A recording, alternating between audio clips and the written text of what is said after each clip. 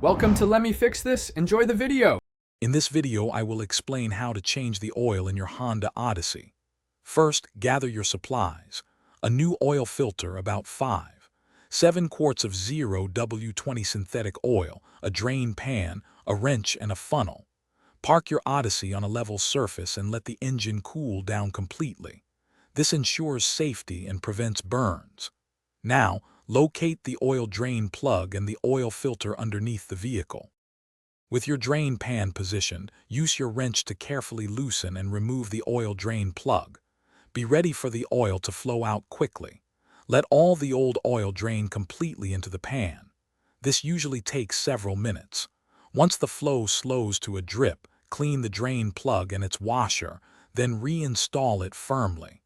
Do not over-tighten, but ensure it is snug. Next, carefully remove the old oil filter. Some residual oil may drip, so have your drain pan ready. Apply a thin film of fresh oil to the new filter's rubber gasket for a good seal. Hand tighten the new filter until snug, then give it about an additional 1/4 to 1/2 turn.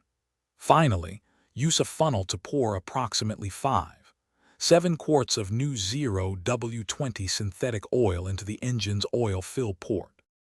After adding the oil, replace the oil fill cap and start your engine, letting it run for about 30 seconds. Turn it off, wait a few minutes for the oil to settle, then check the oil level with the dipstick. Add more oil if needed to reach the full mark. Also, visually inspect for any leaks around the drain plug and the new oil filter. For more great deals and to learn about the Shark AI Ultra Robot Vacuum, check the link in the description below. Thanks for watching. If you found this helpful, don't forget to like and subscribe.